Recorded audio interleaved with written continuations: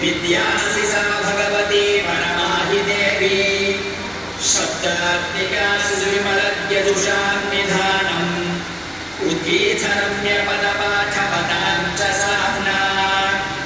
देवी त्रयी भगवती भवभावनाय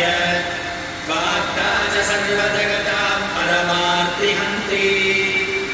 मेधासि देवी विदिताखिल शास्त्रसारा दुर्गासि दुर्गभवसागरनौरसङ्गा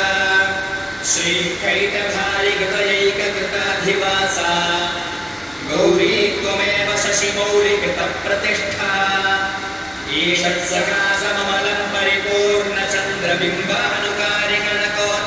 परिपूर्णचन्द्रबिम्बानुकारिकनकोत्तमकान्तिकान्तम् अत्यद्भुतं प्रकृतमात्तरुषा तथापि वक्रं विलोक्य सकसा महिषासुरेण दृष्ट्वा तु देवि कुपितं भ्रुकुटीकराडम् उद्यच्छ शाङ्कसदृशच्छवियन्न सद्यः प्राणान् मुमोच महिषस्तदतीव चित्रम् कैर्जीव्यते हि कुपितान्तकदर्शनेन देवी प्रसीद परमा भवती भवाय सत्या तेषां यशांसि न च सीदति धर्मवर्गः धन्यास्त एव निभृतात्मजभृत्यधारा येषां सदाभ्युदयदा भवती प्रसन्ना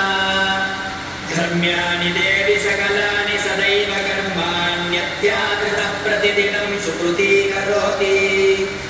स्वर्गं प्रयाति च ततो भवती प्रसादात् लोकत्रयेऽपि फलदानमुदेवि तेन दुर्गे स्मृता हरसि भीतिमशेषजन्तोः स्वस्तैः स्मृता मतिमतीव शुभां ददासि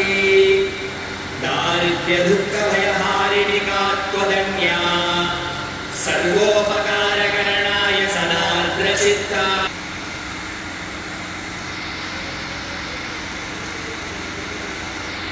अथ पञ्चमो